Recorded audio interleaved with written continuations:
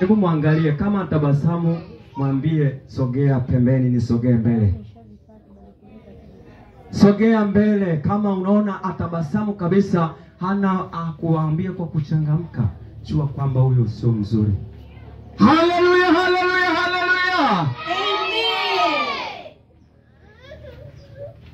Nitasimamisha mtu mmoja aseme amina kwa nguvu, yeye peke yake.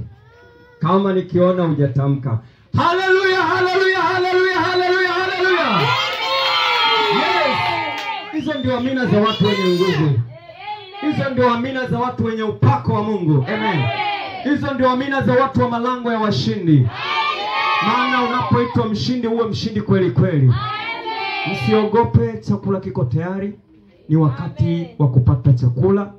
Nami niende kuomba kwa ajili yako wewe ambaye umekuwa muda wote hapa. Kwanza nikushukuru kwa upendo wako. Nikushukuru pia kwa uvumilivu wako. Najua njaa zimeuma, umevumilia, tumekuwa pamoja hapa na bado tuna ibada nyingine mbele. Niseme Mungu akubariki sana. Lakini kabla sijaenda kuomba kwa ajili yako na kwa ajili ya chakula ambacho kiko mbele yetu, kuna mtumishi wa Mungu, ni mtu mkubwa, ni mtu mwenye neema, ni mtu aliyebarikiwa. Leo amesikia kufika hapa. Kuna wakati mmoja alitutembelea, akasema nimefika hapa. Kipindi hicho likuwa tuko zero kwa kweli, kwa sababu likuwa hata hatujamaliza kuwezeka. Kwa tumewezeka kisehemu tu kidogo hivi, tukaanza kwa imani. Unajua hili kanisa tumeanza kwa imani. Hebu muangalie jirani yako, mwambie kanisa hili limeanza kwa imani. Haleluya.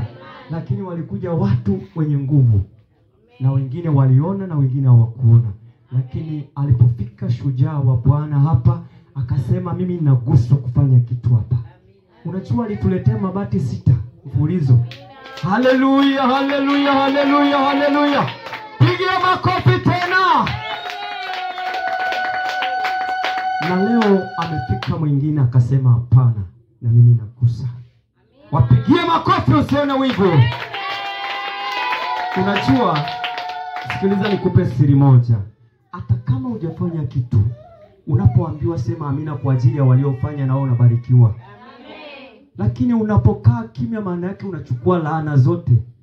Unapenda laana? Hapana. Kuna mtu anapenda laana? Hapana. Wote tubarikiwe kwa jina la Yesu Kristo. Yesu akakumbusha ukawe viwango vingine. Hata kama hujafanya kitu, Mungu akakupe neema ya kufanya kitu kwa jina la Yesu. Pengine uchumi wako umeyumba, lakini leo nakutamkia kwa jina la Yesu uchumi wako kainuke ili ufanye kitu mahali hapa. Haleluya.